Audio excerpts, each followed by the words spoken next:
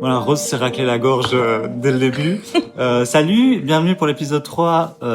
Déjà, hein, ça n'arrête pas, de l'heure des prololotes. L'hôte. Je suis Lorraine Marx et je suis avec... Rose Lamy. Oui, merci Rose. Et aujourd'hui, on va parler de quoi, Rose?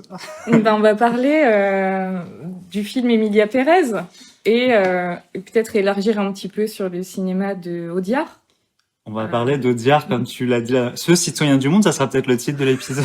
Audiard, Citoyen du monde, ouais. Ben oui, parce que pour les besoins de cet enregistrement, je m'en suis quand même tapé 2 autres films à lui pour essayer de comprendre. Donc on parlera un peu de ça aussi. Tu t'es retapé Mais toi aussi, Dipan. Dipan, qui est sorti en 2015. Et les Olympiades.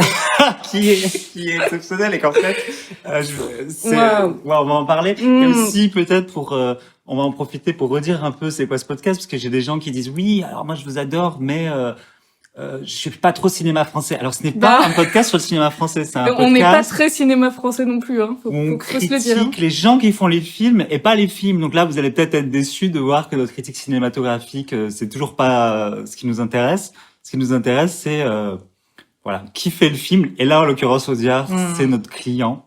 Ouais, c'est pas mal. Mais on va élever le débat, bien sûr, en essayant toujours de niquer la gueule au cinéma français.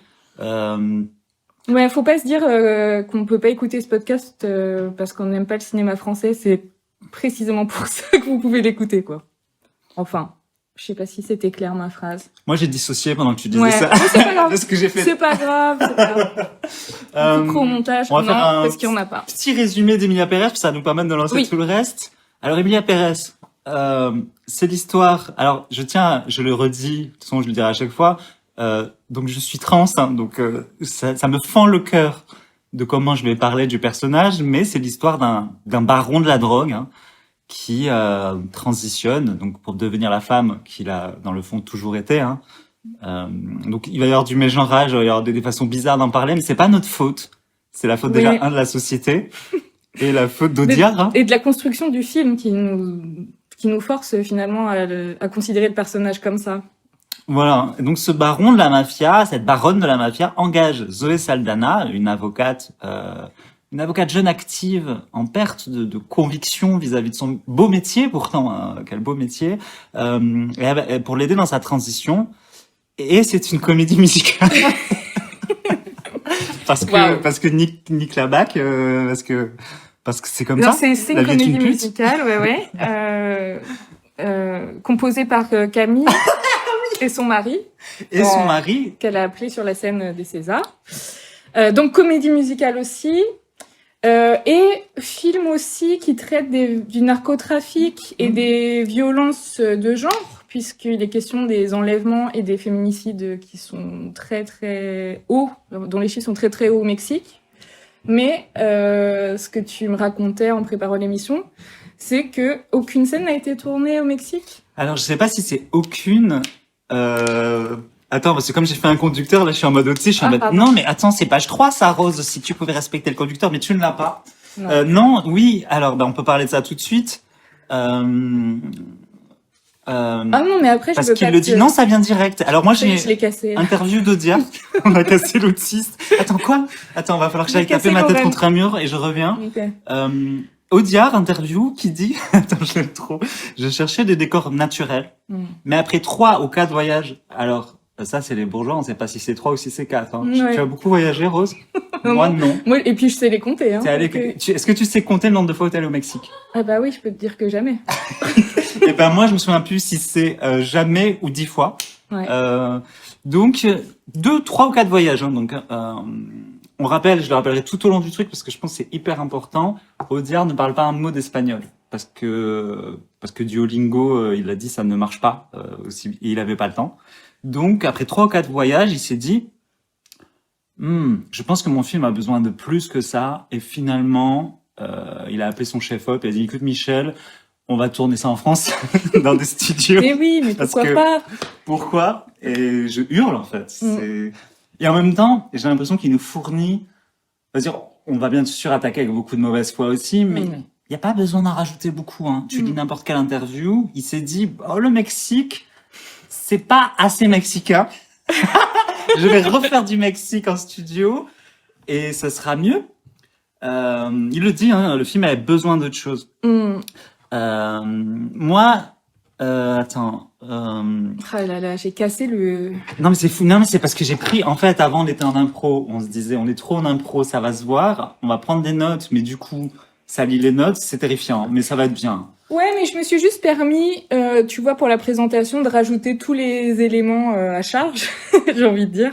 Et puis voilà, bah, si tu veux, on peut commencer à, Oui, à parce dérouler que les thèmes, parce que bah il y a, ça nous il y permet a de la dérouler aussi, transidentité, puisque le Mexique, le narcotrafic, le le Mexique, narcotrafic, la les violences de prostitution. genre, et puis ce gaze, ce odiar gaze qui est quand même qui nous interpelle aussi. Moi, je vais peut-être te poser une question parce que c'est un truc qu'on m'a dit une remarque qu'on me fait, moi. Alors moi, j'ai un spectacle du coup qui tourne quand même énormément partout dans l'Europe francophone et tout, et donc qui alerte un peu sur les clichés, sur les violences faites aux trans et tout. Et moi, on m'a dit, mais enfin, Lorraine.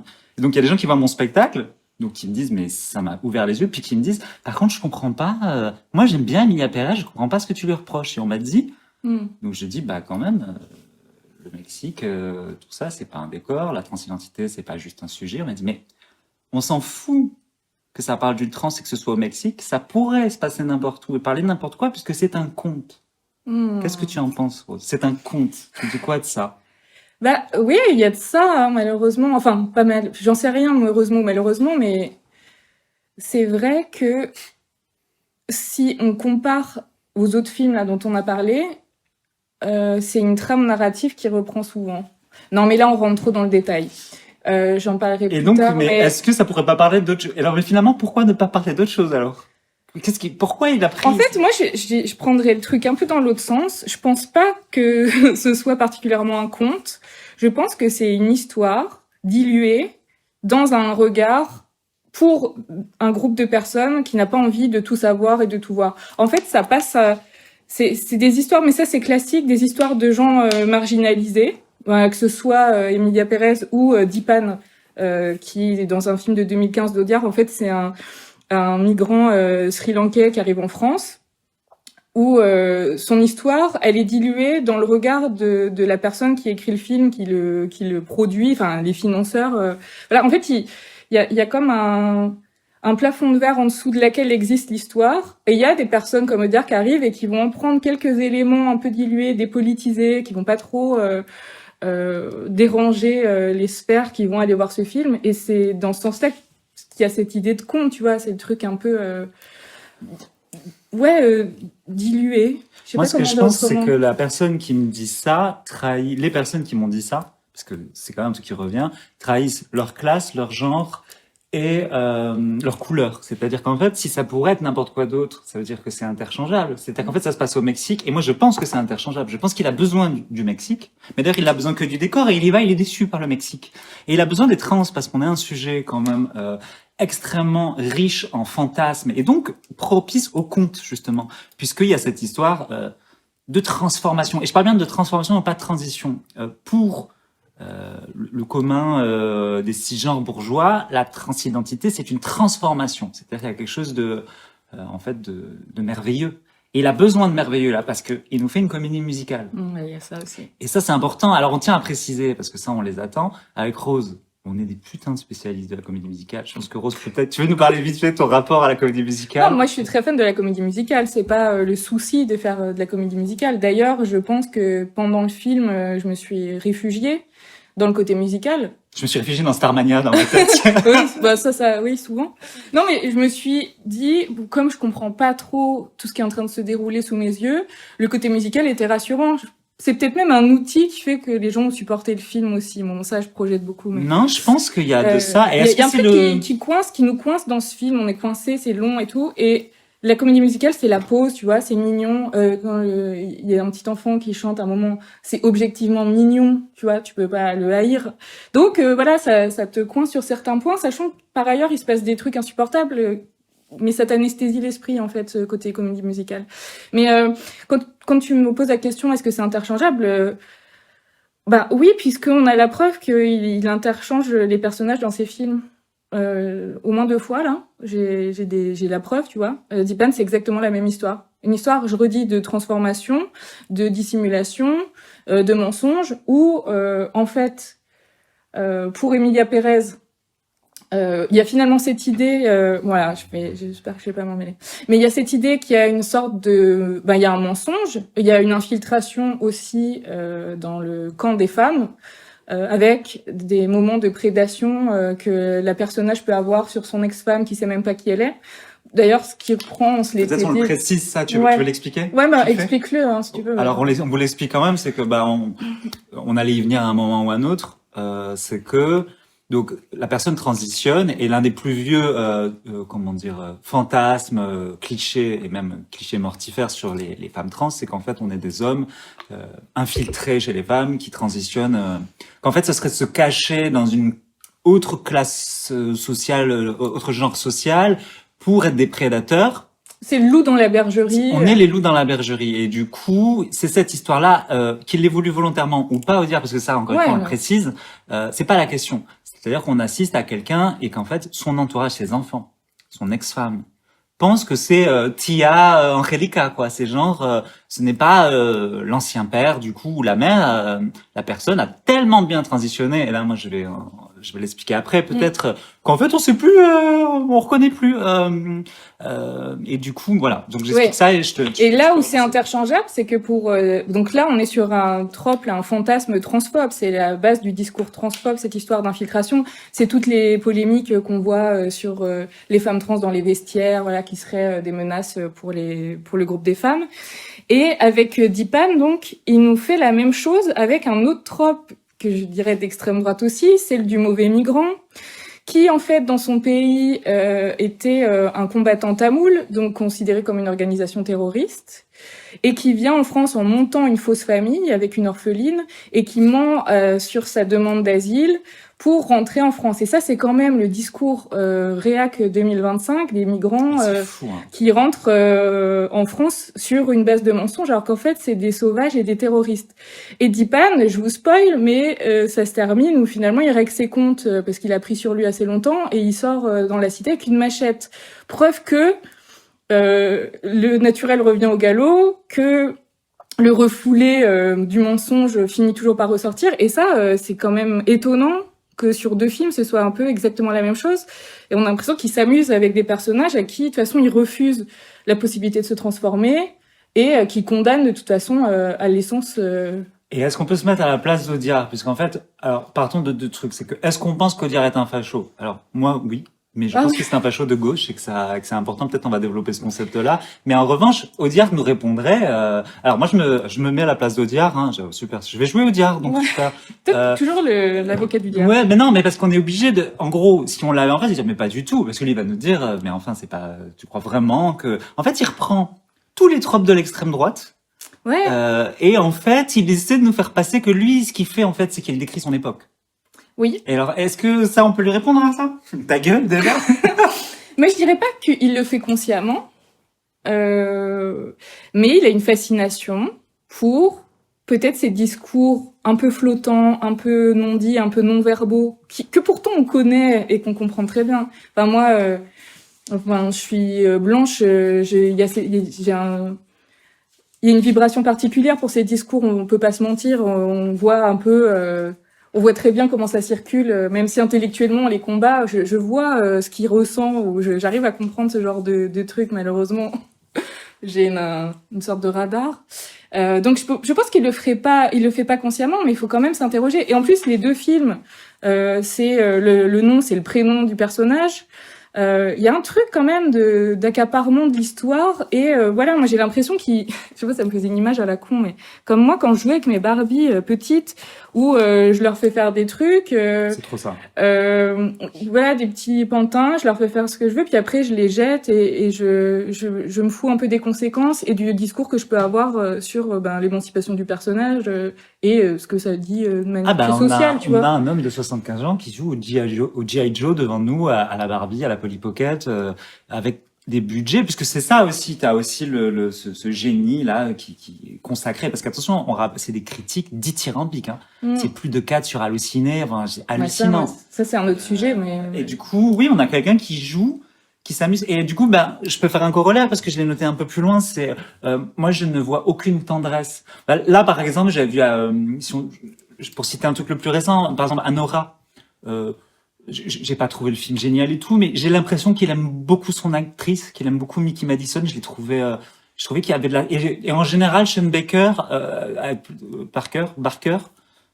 Marker, je ne sais plus. Alors là, Malgré tous ses défauts, j'ai trouvé qu'il y avait souvent de la tendresse, et je voudrais parler de la tendresse. Je ne trouve pas qu'Audiard, je trouve très froid, moi, dans la façon de traiter ses personnages. Je ne vois pas de tendresse. Et j'ai l'impression que c'est un truc qui fait que je m'éloigne de plus en plus du cinéma français. C'est que c'est soit une fausse tendresse, soit il y en a pas. Ou soit une fausse tendresse, on l'a déjà, on en a déjà parlé, hein. Dieu, moi, je pense que il y a rien de pire que la fausse tendresse, et il y a rien de pire que des gens de gauche qui se convainquent aussi, qui sont vertueux. Je pense que là, on va venir ensuite à ça, c'est que, moi, je vois pas trop si, il y a une différence, mais, les dégâts sont les mêmes, c'est-à-dire, ouais, il y a un côté, pour moi, facho de gauche, quoi. C'est-à-dire cette façon de traiter des immigrés, ouais, un peu universaliste. L'universalisme serait-il vraiment un fascisme, en fait? Ouais, puis même un peu, je sais pas, on va dire, je tente un truc, mais un truc de colonialisme culturel, tu vois. Un truc de se dire, on peut tout faire, on peut se permettre de tout parce qu'on est le centre, et on peut raconter des histoires qu'on comprend pas, sans travail de recherche, sans s'intéresser particulièrement à l'histoire qu'on raconte. Et j'arrive encore avec mes gros sabots et mes obsessions, mais il y a aussi, dans ces films-là, cette histoire du casting sauvage. J'y reviens. Je pense qu'aussi le manque de tendresse vient du fait que les personnages n'existent pas à l'écrit. Ils sont... Là, Dipan, c'est du casting sauvage. C'est quelqu'un qui écrivait avant quand même, qui l'a jeté dans le cinéma. Donc bien sûr, il a eu sa nomination au meilleur espoir César. Oui, ça, c'est... Et après, tu regardes les carrières et le gars maintenant, j'ai regardé dans sa liste de films. Il est le Sri Lankais dans Bac Nord. Il est le gardien dans Notre-Dame brûle. Donc tu vois bien que de toute façon, ils l'ont pas pris pour lui proposer une carrière au cinéma. Il a été pris parce qu'il est Sri Lankais, parce qu'il a une vague ressemblance autobiographique avec le personnage. Et donc après, il le filme comme on se l'était dit pour 20 Dieux, avec un côté docu, et c'est peut-être pour ça que c'est froid. C'est pour ça, et en même temps, il y a des docus plein de tendresse, tu vois. En fait, moi, j'y vois même plus justification. Du coup, on peut faire le parallèle avec Carla Sofia Gascon, qui est l'actrice trans. Je dis bien l'actrice trans, parce que de toute façon, il n'y a pas un article où c'est pas l'actrice transgenre, c'est pas l'actrice, hein. Elle est actrice transgenre.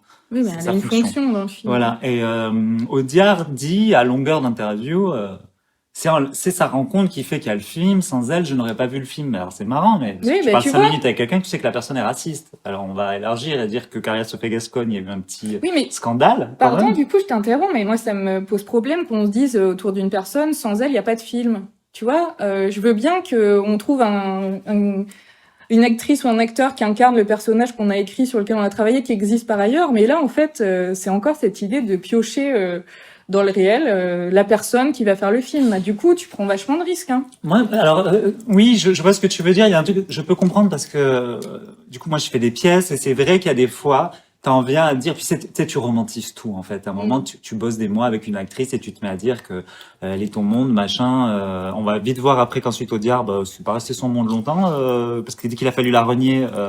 Il a fait comme dans la Bible, il s'est dépêché de la renier. Oui, mais il avait pas besoin de Carla Sofia Gascon. Il avait besoin d'une trans pour habiter son personnage de trans. Et il se trouve que elle est arrivée et il faut le dire, alors il y a peut-être que moi qui peux le dire parce que toi ça serait peut-être moins bien reçu. Elle a la gueule de la trans, c'est-à-dire c'est la trans qui a quand même, tu vois, attention, hein, bon.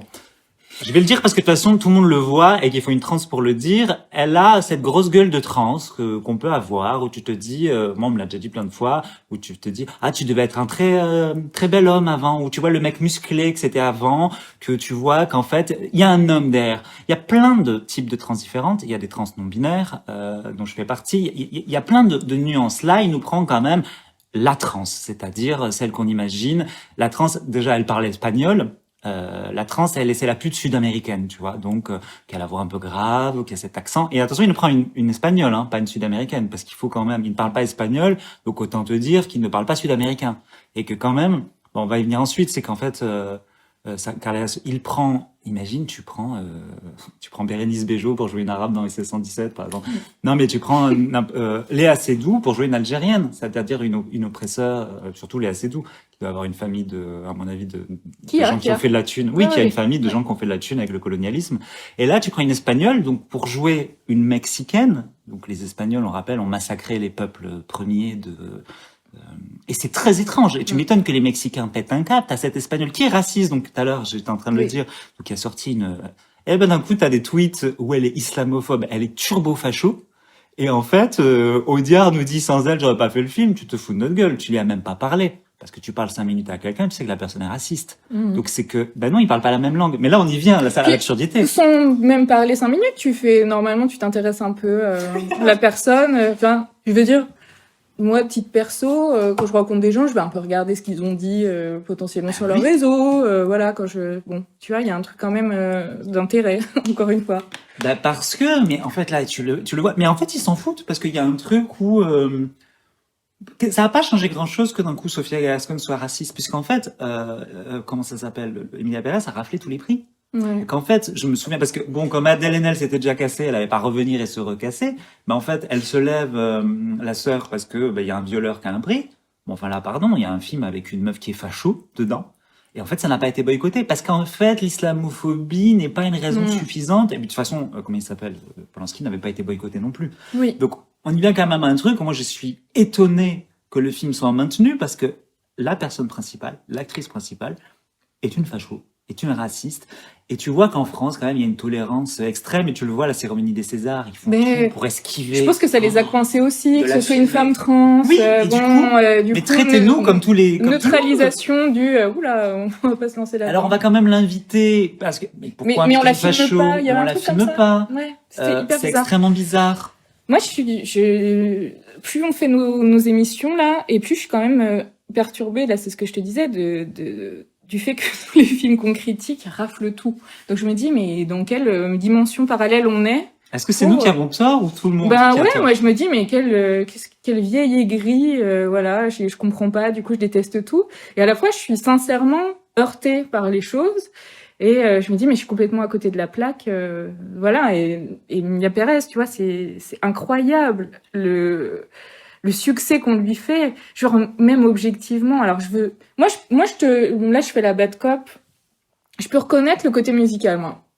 Je suis pas fan de Camille, mais franchement, il y a des passages mignons. Moi, je quitte la pièce. Hein. Ouais, mais je sais. Mais non, mais j'essaye de comprendre, tu vois. J'ai envie de la tartiner, celle-là. Non, mais moi, je peux comprendre que l'aspect comme ça après. Quand tu creuses, quand tu vois que la musique est pas ouf, quoi. Il y a 2-3 trucs qui sont mignons quand même. Emilia. Un petit peu de Corée. Bon, moi, je suis très bon public et ma barre on parle de la Corée de comédie musicale est très très basse. Avec les femmes de ménage qui lui font les choristes. Non, mais oui, mais dès le début, alors au bout de 3 minutes, t'as Zoé Saldana qui dit oui, je suis avocate, mais je ne trouve pas de sens à cela. Et elle se met à chanter. On lui a rien demandé. En plus, la sœur chante pas. Et derrière, t'as les femmes de ménage en rose qui lui font donc ces danseuses, ces choristes. C'était en mode mais alors là, vraiment. Non, mais. Les femmes de ménage avec les balais à chiottes derrière. Ça va être difficile de tenir ce rôle de défendre. Non, mais Camille!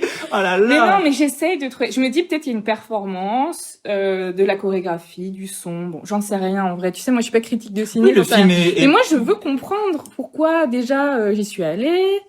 Pourquoi la salle a pas été choquée. Mais voilà, pendant le film lui-même. Et puis, après coup. Quand les Mexicains commencent à dire mais vous vous foutez de notre gueule et que ça prend quand même de l'ampleur à l'échelle nationale du Mexique, ce foutage de gueule, pourquoi nous on est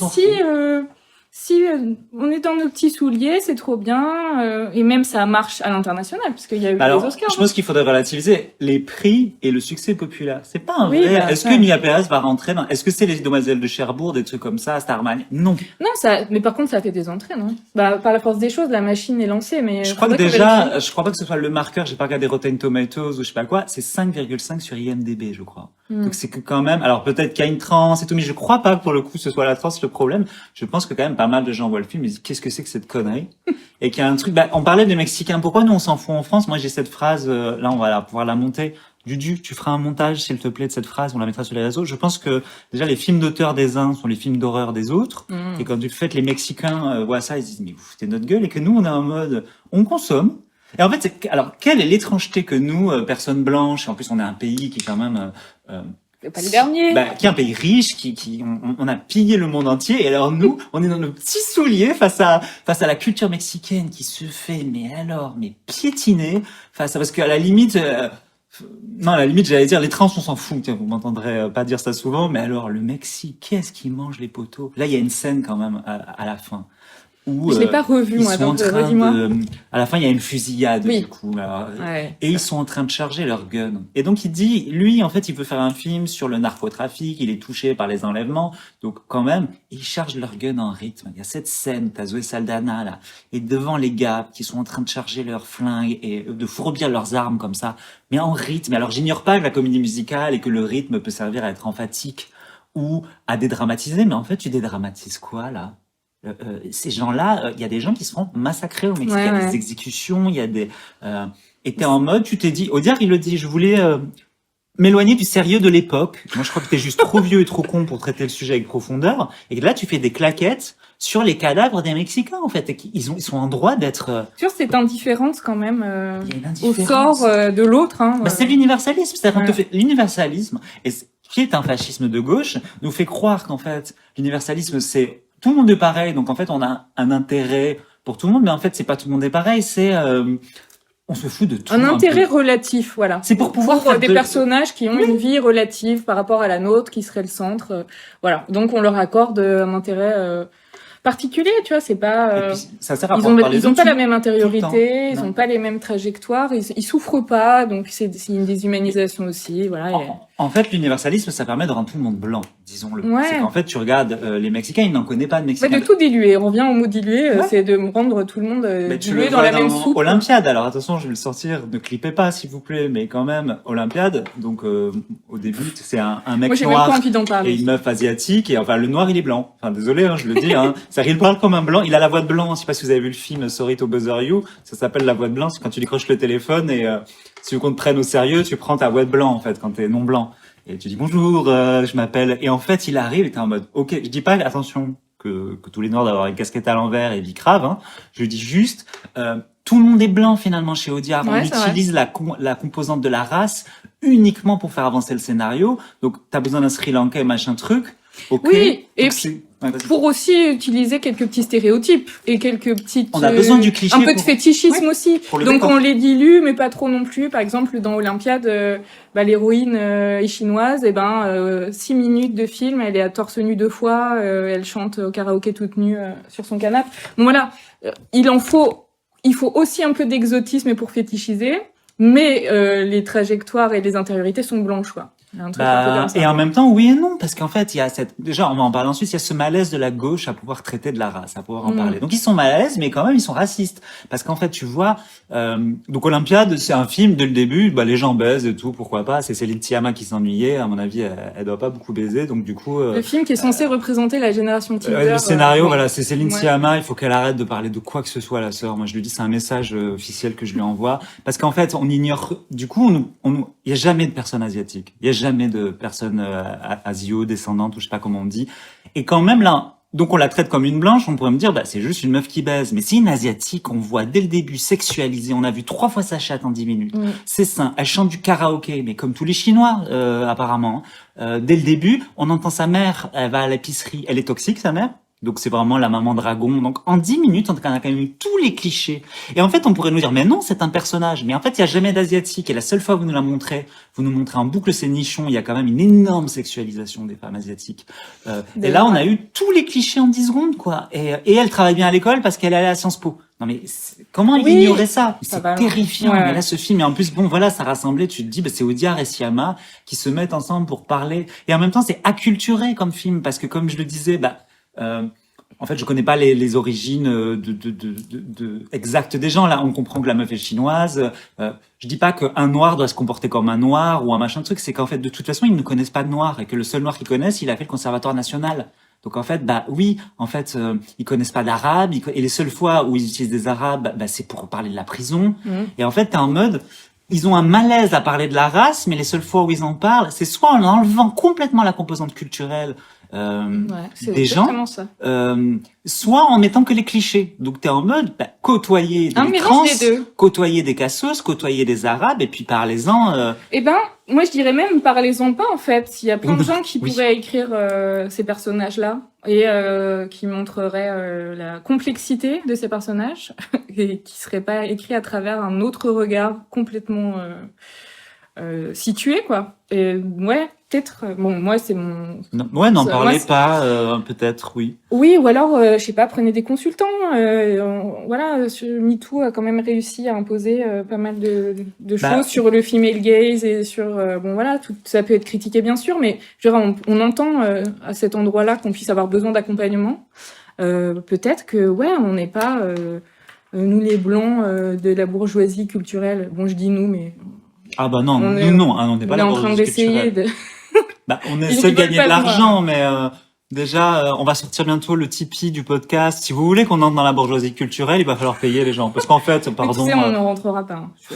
Tu On peut crois devenir riche, mais on sera des nouveaux riches. Mais moi, j'écris quand même des Beauf, pièces de théâtre, Ouais. je sors des... Oui, mais toi, avec tes trucs de beauf aussi... Ah oui, je me suis un peu tiré une balle dans le pied. Moi, je pense que j'ai une chance d'y entrer et peut-être je me détacherai de toi au moment où je serai obligé, Rose. Parce que bon... Comme Audiard lâcher son actrice, quoi. Ok. Ah ben il l'a lâché, mais il l'a lâché mais misérablement. C'est-à-dire qu'à un moment, elle n'existait plus. C'est-à-dire qu'en fait... ouais, mais après, ça me dit long aussi de comment ils écrivent leurs films. C'est-à-dire qu'Audiard, il a 75 ans, il a envie de se payer des voyages, le frère. Il a envie de kiffer. Et ça, on peut comprendre. Parce que c'est ça qu'on voit. On voit un gars... C'est pas des films sur le Sri Lanka, c'est pas des films sur le Mexique, c'est des films sur Audiard. C'est Audiard qui nous parle. Et là, Olympiade, quand on regarde comment c'est fait le film, il me semble que c'est un film de Covid. Ils avaient besoin de remplir un truc. Ils se faisaient chier à la maison. Et ça nous donne un film où, bah oui, on a mis une chinoise dedans, on la reverra plus jamais non plus. Mais c'est avant, non? Et c'est un film aussi sur l'ennui. En fait, j'en ai marre de voir des films aussi sur l'ennui bourgeois.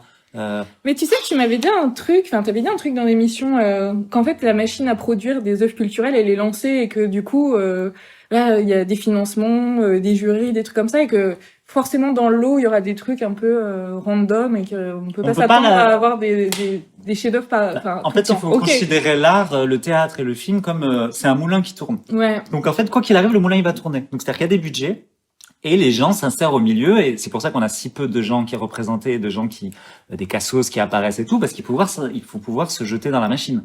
Et en fait, bah c'est que ceux qui sont nés dans la machine qui finalement font des films. Et en fait, bah ça va tourner quoi qu'il arrive. C'est-à-dire pourquoi quand on va et c'est surtout le théâtre, moi je trouve qu'il en souffre, enfin il en souffre tant pis pour lui aussi. C'est-à-dire qu'en fait, pourquoi les gens n'aiment pas le théâtre, c'est qu'en fait, il y a énormément de pièces de merde parce que comment dire, parce qu'il faut remplir il faudrait les plannings. réformer, il faut remplir les plannings et en fait, tu ne peux pas avoir toute l'année que des bonnes pièces. C'est impossible. Donc des fois, et pourquoi du coup, bah les prolos et tout qui vont pas aller foutre 20 balles dans une pièce de théâtre pour aller au hasard voir un truc, préfèrent aller voir un stand-up dont ils ont vu une vidéo, préfèrent, je sais pas moi, aller voir un concert, aller voir pourquoi le rap marche bien, mais parce qu'en fait tu sais ce que tu vas voir. Et le théâtre est complètement hermétique, c'est-à-dire que tu ne sais jamais sur. Moi j'y vais jamais. Et le ciné, bah tu sais un peu ce que tu vas voir, mais le problème, et c'est pour ça que nous on fait ce podcast, tu ne sais pas qui l'a fait. Et en fait. Des fois, tu kiffes des films. Moi, maintenant, je me mets en fait, j'arrive plus à aimer le cinéma français et même le cinéma en général parce que maintenant, je suis tout le temps en train de m'intéresser à qui l'a réalisé, qui l'a fait. Ouais. Et pour aimer l'art, eh ben, il faudrait aussi se désintéresser de qui le fait parce que sinon, t'es forcément déçu. Et ça pose une question. Alors, pour être heureux, est-ce qu'il faut être ignorant? Peut-être, oui. Et pour aimer encore le cinéma, est-ce qu'il faut pardonner la bourgeoisie de ceux qui le font? Je ne sais pas. Moi, je n'y arrive pas. Je crois que toi. Non, moi non plus. En plus, je trouve que le procédé est pervers et c'est ça qui me met en difficulté aussi et peut-être beaucoup de monde. C'est que là, encore une fois, sous couvert de donner la parole, de parler de sujets sociétaux, de mettre en lumière des personnes marginalisées, voilà, on leur confisque donc le discours qu'ils pourraient en toute liberté à voir sur leurs propres conditions. On en fait une réalité alternative parce que on la dilue et on en fait un truc acceptable. Et finalement, c'est hyper conservateur, quoi. C'est on laisse passer un tout petit bout du sujet en disant on est tellement ouvert, regardez, nous on voit pas les couleurs, on voit pas les genres, nous on est au-delà de ça, on est sur des trajectoires humaines. On écrase en regardant bien en dessous du plafond de verre ces existences qui sont vachement plus complexes et qui auraient beaucoup de choses à dire. Tu vois, on parle souvent de 50 nuances de prolo et de prolote. Moi, j'aime bien cette idée qu'on soit de plus en plus à parler de réalités sociales et qui appartiennent au même groupe et qui à la fois sont hyper différentes. Et à la fin, en fait, ça recentre le regard sur ce fameux vieux mec blanc, bourgeois, hyper central, qui a dit ça y est, on en a parlé en fait des personnes trans. Ça y est, les vendeurs à la sauvette du Sri Lanka sont traités. Mais une fois traités, et check, comme ça. Voilà. Check ça. Il y a aussi, je pense que aussi ça dit long sur comment les bourgeois investissent leur temps. Il y a un côté, il faut 10 ans pour être ami avec quelqu'un.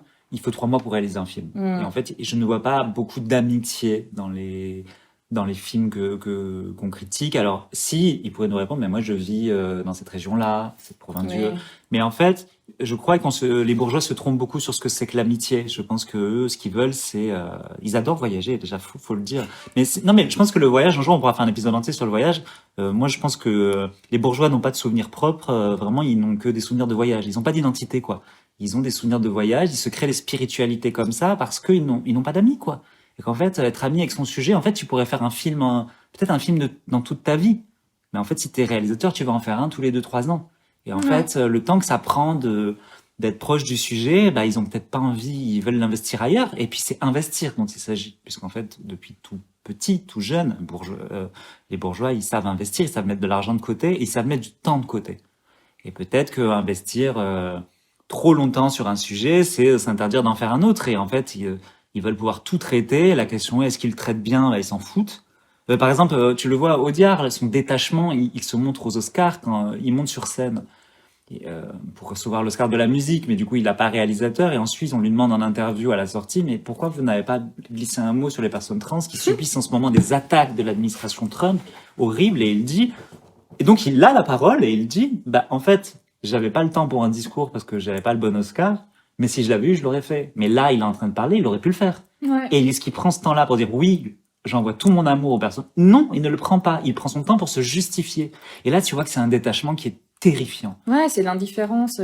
C'est terrifiant. C'est pas un activiste, tu vois. En fait, faire un film, quand même, c'est un petit bout d'activisme. Mais en fait, quand t'es activiste, tu t'insères dans toutes les fissures du système pour prendre la parole. En tout cas, moi, c'est comme ça que je l'envisage. Il y a peut-être plein de manières de le voir. Après, je ne connais pas le cinéma du tout, les coulisses du cinéma, j'en sais rien. Mais il me semble que quand tu t'empares de sujets comme ça, c'est obligatoirement activiste. Ou alors... t'es obligé. Ou alors c'est du safari et tu y vas à moitié. Ouais, comme c'est le cas. Et oui, moi, mais c'est beau ce que tu dis sur l'amitié, en fait. C'est on en fait des projets artistiques et des œuvres. Et c'est vrai que la dimension...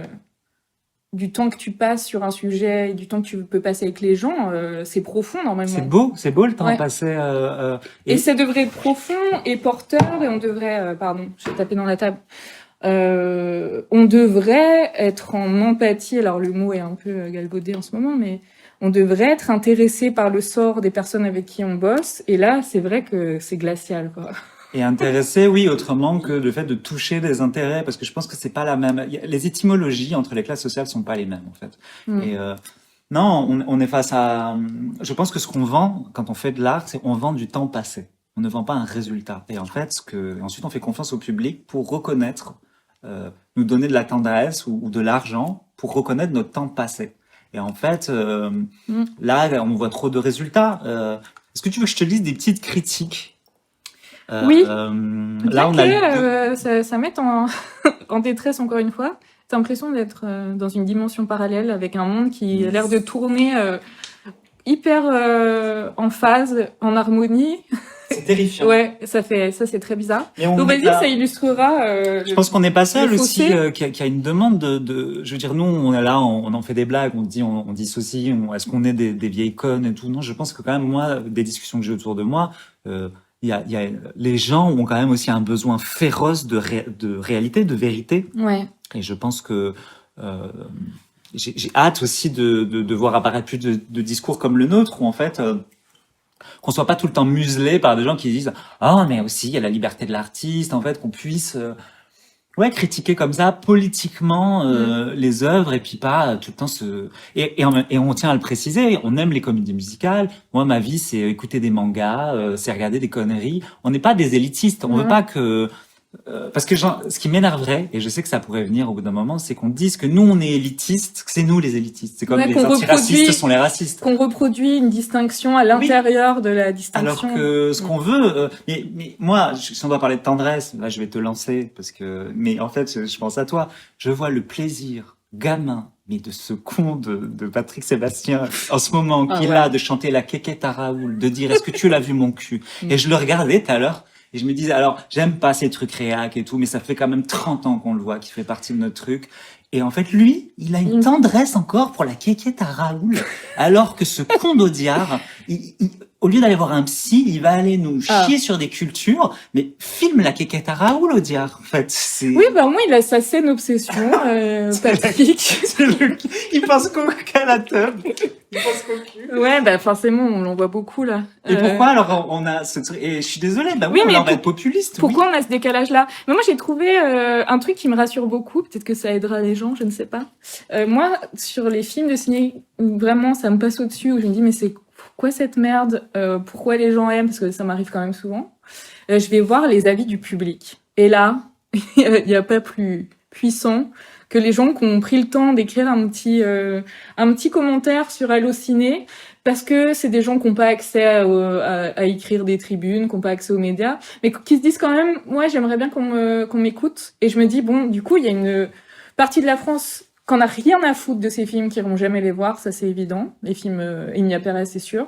Et puis après, il y a des gens qui y sont allés parce qu'ils ont été, on leur a recommandé tout, qui sont hyper déçus, donc ont des discours hyper intéressants sur le film, où ils sont vraiment, bah attendez, c'est quoi ce bordel, des trucs qui me rassurent. Et je me suis dit, donc, on n'est pas seul, d'une part, et il y a un accaparement aussi de la parole critique, peut-être, de ces films, qui fait que le circuit tourne en huis clos et que tout s'alimente, alors qu'en fait, il y a plein de gens qui n'ont rien à battre, ou qui aiment pas, mais qu'on n'entend pas. Voilà. Oui, et puis qui dissocient aussi beaucoup, et puis qui ont aussi d'autres problématiques dans la vie que de critiquer les films de Jacques Audiard. Moi, je voyais beaucoup dans l'image, on a utilisé beaucoup le mot dissocié, parce que je pense qu'on a des enfants traumatisés aussi qui vous parlent, et que du coup, la dissociation, c'est des trucs importants de nos vies, peut-être. Oui. Et qu'en fait, moi, je voyais l'image, le sujet de Jacques Audiard, je le voyais comme un autocollant qui veut se décoller de la caméra. Je voyais les personnages glisser doucement, vouloir sortir du cadre. Vraiment, c'était cette étrangeté là, quoi. On en a même pas parlé. Par exemple, l'étrangeté de prendre Zoé Saldana, qui a joué Nina Simone il y a pas longtemps, avec un faux nez et une sorte de blackface, puisque Zoé Saldana n'est pas afro-américaine. Et en fait, aller jouer Nina Simone, et tu te dis quand même, ce choix-là de prendre Zoé Saldana, qui a fait un film en blackface, qui a mis un faux nez pour jouer une figure de la culture, et qu'en fait, c'est terrifiant, quoi, le traitement qu'on fait comme ça à des icônes culturelles. Et c'est marrant, quoi, que ce soit Zoé Saldana. Et ça, pareil, c'est dissocié. Il n'y a pas de personne, je le rappelle vite fait, personne mexicaine au casting. Alors, comment elle s'appelle Selena Gomez. Elles sont... Selena ou Selena? Elle est mexicano-descendante, là. Ouais. Donc, mais elle n'est pas mexicaine, elle est américaine, elle est pas née au Mexique. Saldana est, alors je suis désolé, là, j'ai oublié de vénézuélienne, je crois. Donc vraiment rien à voir. Mais pour redire, et il y a une espagnole. Donc vraiment, ça n'a rien à voir. Une vénézuélienne, une colombienne, tout ça, faut arrêter. Mais pour Audiard, ce sont des Sud-américaines. Et probablement que Selena Gomez est une latina pour Audiard. C'est terrifiant. Je vais lire le Femme Actuelle, critique de Femme Actuelle. Rose, ce grand spectacle sucré-salé possède un ton unique. C'est quoi un spectacle sucré-salé, Rose? Très rapidement, s'il te plaît. Ah, c'est génial. Sucré-salé. Mais on est d'accord que c'est comme la bouffe mexicaine pour la rédaction de Femme Actuelle. Elle est géniale. C'est grandiose. Ah, waouh. Le Dauphiné. Sucré-salé. Ouais, bah. Sucré-salé. C'est quoi pour toi, ça t'évoque? C'est quoi ce bordel? Ben ouais, non, bah si, peut-être le mélange des saveurs dramatiques et légères, je ne sais pas. C'est trop bizarre. J'aime bien. Le Dauphiné libéré, Thibault Liesi, Ces excès ne virent jamais au grotesque. Ah bah qu'est-ce qui est grotesque? Pourquoi il faut que tout le monde porte un nez rouge, Thibaut? Les changements sont toujours justifiés, les changements de ton. Ah. Les thèmes sont multiples mais cohérents. Alors je peux dire plein de choses sur Emilia Pérez, mais je ne dirais pas que la cohérence... Oui, c'est quand même un amalgame de pas mal de trucs. C'est un peu ce qu'on a essayé de démontrer, mais Donc, je le vois pas très bien digérer, moi. donc pour les bourgeois, Thibaut, t'es bourgeois, je m'en fous. Hein. De toute façon, vous êtes critique ciné, vous êtes bourgeois. Rien à foutre. Hein. Donc ça, c'est cohérent. L'Observateur, Nicolas Chaleur, mon préféré. Emilia Pérez est une bombe queer. Est une bombe Queer. Ça me permet de dire, arrêtez d'employer ce mot, vous ne savez pas ce qu'il veut dire, parce que j'ai vu beaucoup de fois Audiard nous livre un film queer. Audiard est à peu près aussi queer que je suis Marilyn Monroe, quoi. C'est terrifiant. Et alors, Nicolas, je suis allé voir ta vidéo, donc le journaliste de l'Obs, je suis allé voir une vidéo de toi. Tu portais une veste de costume bleu marine avec une écharpe à damier en soie, nouée en cravate, ce qui est interdit par la Convention de Genève. Donc, tu n'as pas le droit d'employer le mot queer officiellement. Hein. Donc, tu arrêtes, Nicolas. Et quand même, un petit éclair de génie du joueur français. T'as Antoine Desrues pour Écran large. Mais Emilia Pérez reste beaucoup trop hétérogène et binaire pour une œuvre sur la fluidité des genres. Mais merci Antoine. Voilà, je pense que lui il le dit bien. Ouais, c'est bien ce petit récap. C'est quand même très binaire, peut-être trop binaire pour être queer. Et prochain épisode, moi je fais un récap des hallucinés des gens qu'on écoute Parce pas. qu'on est la voix du peuple aussi, ouais, et des invisibles. C'est nous les vraies ouais, voix des invisibles. Non mais en plus, quand ils prennent le temps, c'est souvent très très drôle et très bien écrit. Parce qu'il n'y a pas d'attente en retour. Je pense que les vrais génies sont dans les coms, de toute façon. Voilà. C'est toujours quand tu glisses là, dans les je vais coms. encore tomber dans les attaques en populisme, si tu me fais dire ça, mais... Moi, je voulais... Alors, on va s'éviter la conclusion. J'ai remarqué quand on réécoute les épisodes, à chaque fois, je dis peut-être un petit truc pour là. Et à chaque fois, on bafouille, on n'arrive pas, donc on va arrêter. Moi, je voudrais juste conclure vite fait. Je peux pas vous dire ce que c'est d'être une personne non blanche, mais je sais ce que c'est en tant que personne trans de jamais être prise au sérieux. Et je voudrais juste vous dire la fatigue que c'est d'avoir l'impression que tout ce qu'on fait, c'est que des mots. Et que les gens de gauche, en fait, nous écoutent pas, en fait. Qu'il y a des tas d'activistes géniaux qui font des vidéos, des machins, et qu'en fait, c'est comme vraiment un tonneau des Danaïdes de la compréhension, quoi. Tu remplis dans un sens, et vous videz le sens de l'autre, quoi. Et ça me... Il y a quand même un épuisement que j'aimerais bien que vous compreniez, vous les gens de la culture, si vous nous écoutez, qu'en fait, il serait temps que vous-même vous vous réveilliez, quoi, et que sur le divertissement, quoi, sur comment vous le concevez, parce qu'il y a des gens épuisés en face de vous, et que je sais pas, il serait peut-être temps de se concentrer. Ouais. Concentrez-vous, ce serait pour être la... Ouais, d'une manière pragmatique aussi, c'est que je pense que ça va pas durer longtemps, ce système-là. Il a bien résisté, le cinéma, mais les réseaux sociaux, ça a quand même produit une sorte de démocratisation culturelle quand même. Il y a des gens qui commencent à faire des films. Voilà, ça commence sur YouTube, sur les réseaux. Je pense qu'il y a une génération aussi qui va arriver, qui va être beaucoup moins complaisante. Et de toute façon, il va falloir changer, donc peut-être commencer à le faire un peu maintenant. Et moi, j'ai pas grand-chose à ajouter que tout ce qu'on a dit. Et ouais, je sais pas. Après, on coupera peut-être ça, mais on pourrait peut-être proposer les prochains sujets qu'on a en tête et voir par lequel on commence, tu vois. Là, avec Rose, on travaille. On pourrait se retrouver sur le docu de Bertrand Cantat, puisqu'on n'aime pas la joie. Ouais. En route pour la joie, comme il disait. Quelques petits sujets encore sur l'appropriation du discours, hein. Ouais. Si vous avez un petit peu suivi. Il y a un petit Cantat. Là, j'étais en train de regarder Au boulot de François Ruffin, qui est quand même une petite perle. Et peut-être on passerait un peu de temps dessus parce que... Oui, et vous seriez étonné, peut-être, de ce que j'ai à en dire. La suite, la fin va vous surprendre, en tout cas. Vous allez j'adore la petite voix de Rose. Ça va vous étonner. À mon avis, je ne suis pas la femme que vous pensez que je suis. En vrai, je pense que si. Mais j'avais fait une newsletter avec ma mère. J'ai un long entretien avec elle et c'était vraiment très intéressant ce qu'elle avait à en dire aussi. Voilà. Donc voilà. Donc on a hâte de vous retrouver pour la suite. N'hésitez pas à partager le podcast, à faire peut-être de la com mieux que ce que nous on fait. Vous êtes nos vrais communicants, parce que nous vraiment à sortir vraiment des stories le dimanche à 1h du mat. On va faire mieux. On vous promet de faire mieux pour tout. Peut-être un meilleur son. À un moment, on va acheter des micros. Je voulais remercier Chloé qui nous fait de la com gratuitement parce qu'on est quand même des prolos qui font bosser les gens gratuitement. Ouais. Et Dudu, que lui on paye. Par Call contre. out. Donc Chloé, tu t'es fait niquer. Je voulais juste le dire. Dudu, il est bien payé, grassement payé. Et d'ailleurs, des fois, je trouve à pas faire grand chose. Donc Dudu, si tu veux gagner plus, faut travailler plus. Mais on te remercie quand même beaucoup. Et voilà. Prenez soin de vous. Voilà, à bientôt. Voilà, les fins sont toujours pitoyables. Ouais. Parce que là, on finit quand? Là, maintenant? On Oui, là, compte on jusqu'à dit 3? allez, salut, à la prochaine. Salut! On ira danser dans les technivals, vider toute la tequila, ken dans les toilettes du bar. Mais promis c'est amical, mais promis c'est amical.